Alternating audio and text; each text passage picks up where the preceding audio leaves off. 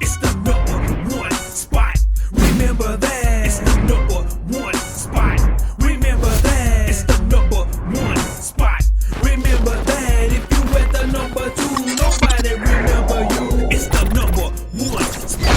What's poppin', crackin', shaking, baby? It's me, Q.U.E, from the award-winning #1 spot, man. Hey, it's definitely an honor and a pleasure to introduce my next guest right now, man. He's an activist for the community. He's a humanitarian. He's for the people, by the people, and he's running for this year's presidential candidacy. We got the one and only FD Brisco III in the building, man. How you doing, my man? Good, man. Man, I appreciate you taking out your time, man. Yeah. To sit down with us, man. I know you traveling all around the world right now, man, on your campaign run right now. Yeah. So I appreciate you, man, choosing the #1 spot, man. Honor. Yes, sir. Absolutely, absolutely, man. How you feeling right now, man? I just, I want to know, man. You traveling all around the world, man, getting the word out. How you feeling? I just came from the West Coast. Yeah. I'm feeling great, man. I woke up this morning and Already, God is good. That's right.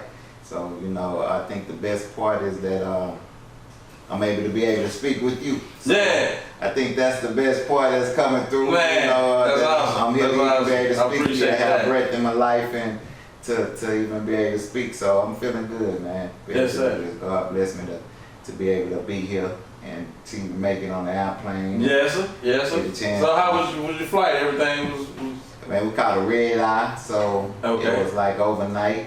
Was reading a book just to get my time together, and then finally that book said it's time to go to sleep. Got me 1 hour sleep. I didn't sleep until 9 o'clock last night. Wow. Wow. So, yeah.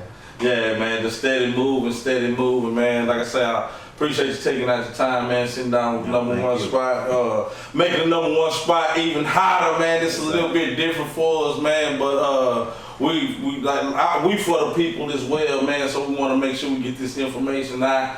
I know it's a lot of people probably wondering, man, who is this, person running for the presidency, man, and want to, hear a lot about what you got to talk about, man. So I think I'm gonna send you down memory lane a little bit. That's right. We may bounce around a little bit, man, but first of all, man, you born and raised in Houston? Arizona. Arizona.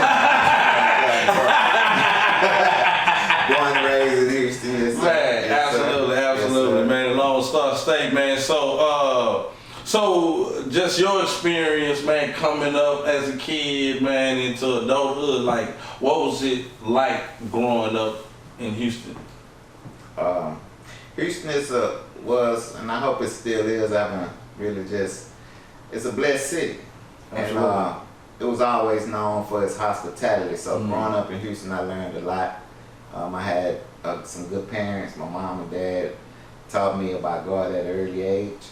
And so learning about God at an early age, I was able to see life different than, I don't know how most folks might see it, Yeah. So I kind of was looking at it through a different lens, and looking at it through that different lens allowed me to see life in a different way. So raised in Houston was a pleasure to be raised here. I grew up in Cloverland, off of Botany, and also I was born in Studewood. So I'm Right, so you both, and South side. I mean, bipolar, bipolar of a sort, so Yeah. kind of north side. A lot of my family was over there, and I also was raised on the south side, so I got the duality of understanding the full scope of Houston. Yeah. So Houston, it's a blessed city. More so in the beginning. I don't know what's going on out there now. Doing all that killing and not really, caring about a life, but Yeah, absolutely, man, absolutely. And it's great to have you back in the city, man. Yes, sir. And I know also, even on your coming up, you've just from me knowing you, you've done a lot of public speaking and stuff like that, you know what I'm saying, community events and traveling around the world and speaking and stuff like that and so forth. So do you feel like that prepared you for this opportunity as far as the presidency goes? Yeah, for the role of the president? Yes. I would say yes. The way that I was raised, I think the community is what created me to be in this position. They say it takes a village to raise a family and to raise a kid, and that's the truth. And there's a lot of people put a lot of things in me and kind of imparted a lot of wisdom in me as a young kid. And so I took that and respected the position people put me in. At first, when I was young, of course, I didn't really understand the depths of why they making it for me. Yeah, for sure. Why I gotta be the one, gotta be responsible for it. I'm only 3 and I'm responsible for an infant. Bad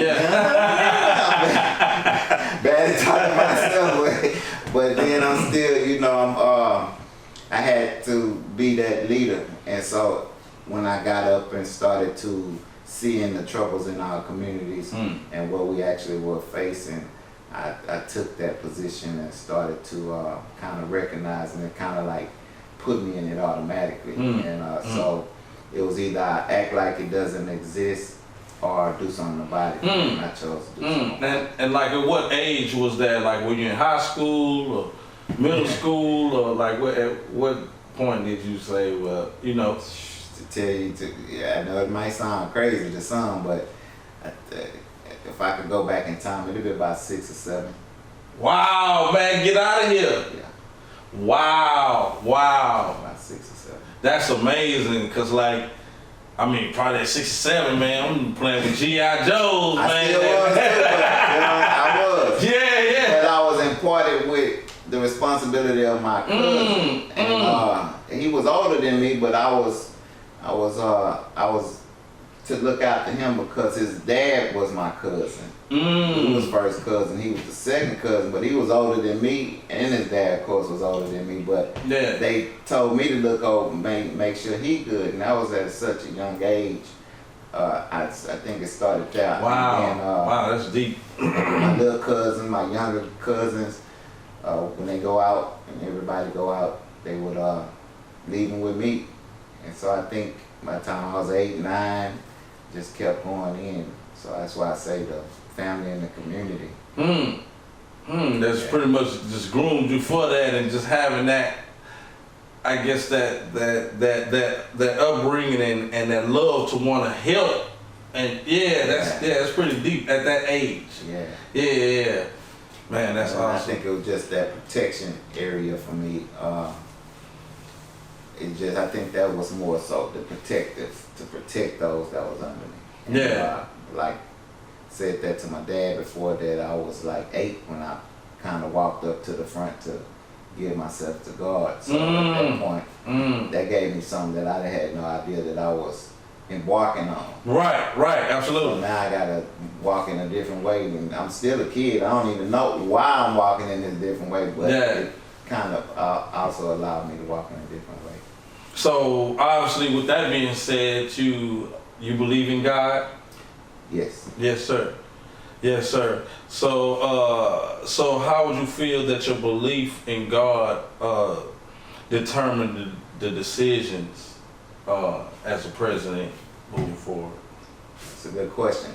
So I think morals is the basis of believing in God, the one God, and with morals being the basis of that allowed me to understand most of the decisions should be based in morality and not based on because it's popular. Yeah. Because wow. Being a part of in the world of being on the spiritual side, or even believing in God, which most folks have a problem to, they want to kind of save sides, compromise the moment, and I think my morality is more strong that I don't have to compromise that. So it's more being steadfast in what I believe. So as long as it matters with my morals, then I can move forward with the decision. Wow, that's pretty deep, and obviously you feel like you got that, you know, your moral support and stuff like that from your family and your upbringing and stuff like that. That's right. Yeah, absolutely, man. Hey, if y'all just not tuning in, man, we are in the building, man, with the one and only F.D. Brisco the third, man, running for this year's presidential candidacy right now, man. And beyond. President from the people. Already. Whether they see me or not this year or not, they seeing me now, and you're gonna recognize that you know, the media play a game with people. Absolutely. And because they play that game with people, they don't let people that's actually, it's a lot of people running for president. Probably about 40 people that's serious? Yeah. Wow. It's not just wow. I did not know that, man. I thought it was like 3, like Biden, Trump, and you. No, they niggas gonna put me on that stage and what they need to do. Let me show the people that I'm from the people, you know what I'm saying? So, Absolutely. But yeah, it's about 40 people then, because we don't get that exposure on like platforms like you. That's why I thank you for having me here. Absolutely, man. You know, just to get this kind of moment, most folks that's running do not even take your kind of platform serious. They want to get onto the mainstream. Right. Instead of understanding that whether you're in that this year for the next 4 or the next 4 after that, that if you touch those who are there, they will remember you. Yeah. Wow. They would know you better than Absolutely. the mainstream will put a picture out for you. Absolutely. And I feel like any type of exposure is good exposure. Yeah, I mean, yeah. In the sense. In the sense. In In the sense. Not in a negative sense. Naked out there. Yeah. Now I think he got a mark on his penis like Michael Jackson.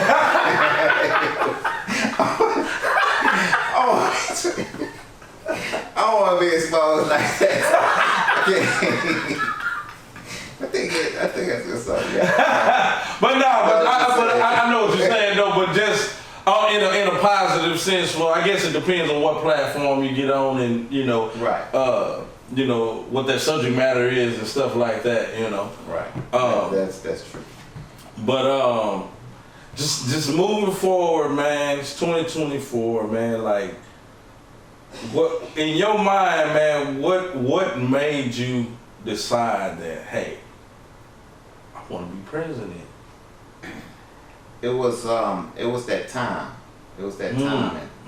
I was, because I've done a lot of activism work in my life, which you could go and check out and do your research on me. You might find some on Brother Feldeed if the internet allow you to do it. But you know, God told me to be quiet, and I say Saint Fu is really what He told me to do. And so since I had to be quiet for a while, I had to wait for that moment when it was said to me, all right, it's time. And once I got that, just started to say, all right, it's that time to make that position known, to make what God has put out here for, you know. So it was time for me to do it. So once I got that word, I just moved on. So was this something, I guess, within you for years to come, or yeah, did you I said that in elementary that I was. Man, go on, man. Go on, man. I'm done with you, man. I'm done with you. This is the interview. Thank y'all for checking out the #1 spot. We come on, man. In elementary. Yeah, I had my on it. Wow. And it wasn't just because you know they in elementary, you know, they ask, what you want to be when you grow up? I want to be the police officer. I want to be a veterinarian. I want to be, you know, and you said you wanted to be the president. Wow. Because what I saw was that I guess it's a gift that I could see people's hurt or pain from it. So from a bigger picture, not just from so I just was looking at everything, and it never was about white or black for me. I never was raised in a white or black scenario. My mom cleaning houses for white people all my life. Still to this day, she still clean houses, and she's not considered that like a low down person. She's considered part of the family. And raised a lot of them, and it was a white person family that bestowed a lot of love on me, which they were called the Rileys, and Miss Riley and Mr. Riley and her sons Brad and all them passed me down all the He-Mans and the Skeletors. Oh yeah, already. Had all the Castle Grayskull. They threw at brand new to me, you know, all the way to their underwear. Yeah. So I never had that look of white people as the enemy. And so I just saw the hurt of all people. And I had Hispanic people in my family. My uncle married a Hispanic woman, so I had Mexicans. I was close to white folks and black, so it never was about it. It was about seeing people as a whole. Yeah, yeah. And I wanted to help everybody. Wow, man, that's pretty deep, man. I did not know that, cause like I don't know, man. I feel like I'm kind of like a late bloomer, cause at that age, I guess what was instilled in me and what was shown to me at that time, it was about having fun. And I didn't really look at life the way I do now. You know what I'm saying? As far as like caring for people and making sure I keep in touch with my parents and, like those different things that really matter. You know what I mean? And that's pretty deep that at that age you was thinking on that level.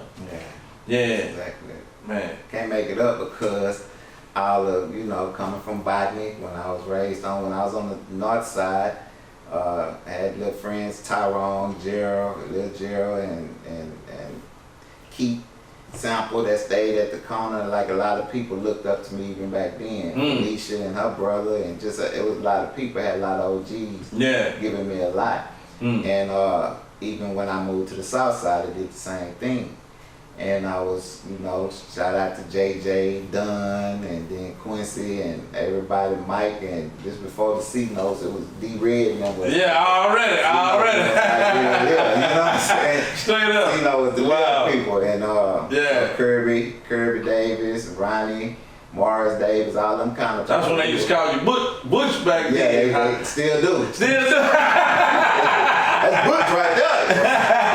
Lil Butch, really. They called me Lil Butch because my daddy was Big Butch. Right. You know what I'm saying? So they called me Lil Butch. Yeah. On the north side, but on the south side, they just called me Butch. Gotcha. Right on. They didn't know about the whole. They didn't know about Big Butch. Yeah. They didn't know about Butch. Gotcha. So and at that time, I was made Botany, did my part with Botany.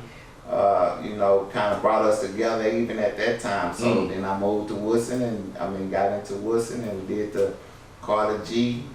I went to Ryan Elementary in Fifth Ward and met with some good people over there. The Alvarez family, they was Hispanic, and they had me to taste my first cactus. Man, come on, man. Come on. Man, it's like broccoli on 10. Man, going on. With some cheese, some cactus. Shout out to all the Mexicans who got to eat cactus with it, man. That is good. Appreciate the Alvarez. Come on, man. Cactus. Yeah. So then, I got to the Woodson, and then we was a part of the posse. Then I got to Worthing. Then, I went to Sterling for a moment. Then I got to Worthing and became Esquire. And then I became the president of the Esquires and president of the Students War Against Trouble, and then I became Mr. Worthing. Yeah, so come on, man, not Mr. Worthing. Yeah, I was Mr. Worthing. Man, come on, man. That was me. Killing the game. It had already kept, that's why I say the community was making me. Yeah. And I just kept stepping into it, so it started. Man, that's awesome, man. That's awesome. And what point did the Brothers for Life come about? Was that around that time, or this was later? Okay, that was, after I got into the real world, I found out that the real world is something. Yeah. It's moving a little faster. We still had that love for one another as brothers, because in the Esquires of Worthing, we taught brotherhood. And I was Esquires well, man. Just put it out there, man. Man, straight up, man. You crossed over our brothers, and they, crossed us over, man. But yeah. So, we kept that brotherhood. And so Michael Davis, Van Howard, and some others, we all brought to the thought of Michael Harris, Damian Bourne. So all of us kind of brought together to want to keep that brotherhood going. And so we couldn't do the Esquires anymore. So all of us didn't go to college. So Brothers for Life was created, wanting to find a way, because all of us had felonies and we all had background problems. So the mentorship organizations wouldn't let people with felonies to assist the kids, which seemed like was counterproductive, because we would be more of a influence to tell them what not to go, come from where they went. But they didn't allow that. So because they didn't allow that, we created our own to start to mentor. Man, that's pretty live. That's pretty live. I remember y'all had the t-shirts and everything with the boots. BFL, bro. Militant out here, man. Yeah, straight up, man. And speaking of militant, man, shout out to 4K Felt, man. He actually sent out some questions, man. We pretty much did a push, man. Let everybody know, man. We got FD Brisco the third, man, that's gonna be in the building. So, man, we got, man, an influx of emails and stuff like that, man, with questions, man. So, with that being said, man, we gonna segue into 4K Felt, man, serving for our country right now, man. Thank you for your service. Thank you, sir. You feel me? So he had a question, man. He was like, he said, while Israel and Hamas, I hope I'm pronouncing it right, engaged in conflict with Gaza, Iran is seeking to exploit chaos as an opportunity to force the United States out of the region. What is your response to the actions of Iran? Thank you, 4K Felt, for your service, and all the men and women that serve this country. Absolutely. We thank you, because your life is really, if it wasn't for you all, we wouldn't have the freedoms that we have, all the veterans that have given their time and life. I'm a product of a Vietnam veteran, 2 tours, and and a Korean War veteran. So we go deep as a warrior in our family. So the warriors and servicemen are very important to me. Absolutely. So just say absolutely. That. And you was in the armed forces as well. So I'm kind of maybe. Yeah. But that's another can of worms. Yeah, can of worms, he said. So look.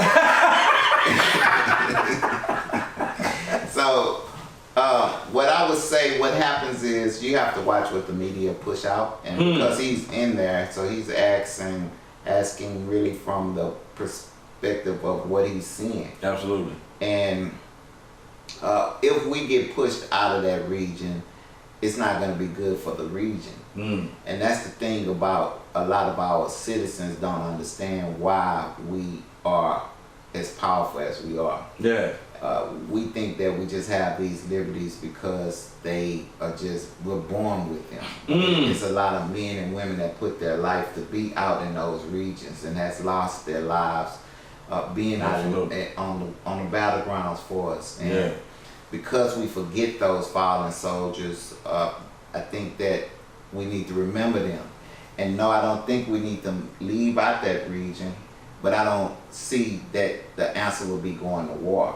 See, it's all about what they're looking to gain. It's all about what we're looking to gain, and who's pushing that narrative of what they're saying. Yeah. So if the Iran really want us out, then they know going to war with us will bring all our allies and everything else. So pushing us out the region would probably be next to, not saying impossible, but it wouldn't be in their best interest either. A lot of people don't understand that, yes, they can do it in other countries and have things that's going on in other countries, but those countries send their products here. Yeah. Those countries send their children here. The USA is an asset, man. Yeah. To hurt us is to hurt. Right, exactly. Yeah. So what are you gonna do? Iran, Russia, China, if you really hurt America? Who you gonna sell your product? Exactly. Who you gonna sell your oil to? Yeah. Who you gonna get? You gonna sell it to each other? Yeah. Come on. They don't have as many cars as we do. Right. We got a bunch of resources over here. Yeah. Yeah. So it really wouldn't happen for the best interest of them.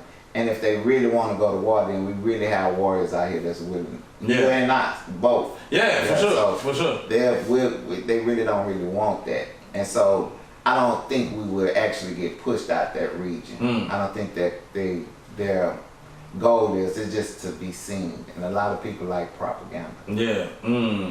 Wow. That's pretty deep. I don't know, man. This just came through random, man. But do you think?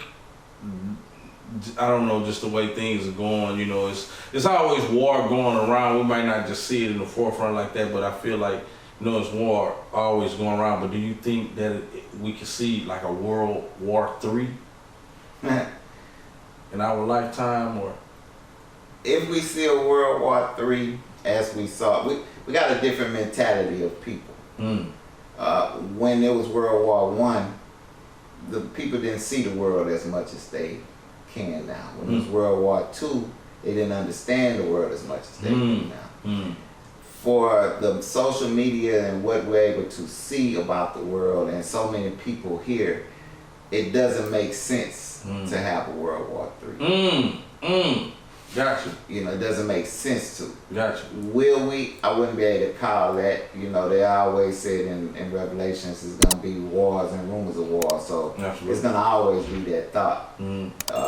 I would say the big war will be between God and the devil. We may be able to see. You know what I'm saying? Or not. I hope we get ourselves together so he can push it off for another millennium or something, right? For sure. But at that rate, that's what's coming to us. We're hating ourselves at such a rampant amount of speed that that's bringing that upon us. Yeah. Before the World War III, that's lightweight compared to really what we're doing to ourselves in this world now. Yeah. So will it? I don't think so. Yeah. I can see that, man. 'Cause I mean, well, it's I don't know, man. It's just crazy, man. I guess they show us what they want us to see, though. But it's like it's so many things going. Like I didn't even realize that, but like it's almost like war is continuously going on. It is like perpetual, you know. It is. It's always people warring. There's people warring in the streets. There's people warring in the homes. Yeah, right. So there's always going to be a war. Absolutely. And so on a grand scale, if they're talking about Russia and China teaming up to come against us, so be it. I can tell them what, as I tell people that Russia, speaking of Russia or China, which camera I need to look at? I'm gonna look at this one. Russia or China, you come and take this country, you're gonna get a lot of drug heads, a lot of people on pills, a lot of people. You're gonna have to kill 300 million. Just say you kill 300 million, still gonna be 30 million still asking for some pills. Come on. They're gonna still want some dope. They still gonna want some cocaine. Wow. They're gonna want some meth. And how are you gonna suffice those habits? Because what's gonna happen to your soldiers? Your soldiers gonna get duped by one of our good greats, because we got a lot of good dolphins out here that have you on so many drugs. Come on. So your Chinese people will be on so much drugs. You'll be bringing your own drugs, and Russia, your folks will be. So to take us over would be your worst thing, because all you're gonna do is inherit our problems. You can't inherit our success, because once you take us out, then that success doesn't exist anymore. So what are you getting? Right, absolutely. You're taking over our houses, the big houses. They glad because they ain't got to pay that bill anymore. Yeah. They did. You did them a favor. Come on. So that's what you're gonna. That's to China and Russia and Iran. Wanting us to take us out will do you no good. Yeah. You don't know what you gonna get doing that. You gonna get a Bonquisha and Albert, Johnny, Crystal Melts and stuff. Come on, I was just gonna say that too. They still guns. Come on, man. Back to you. All that, man. The guns don't work no more. They ain't been hard and all like rusted. You don't know what you gonna get, man. Nah, that's a good point. Think about it. Really That's a good think point. about it. Just go back to the drawing board. Yeah, absolutely. Keep with your billion over there. You don't want these 300 million problems. Yeah.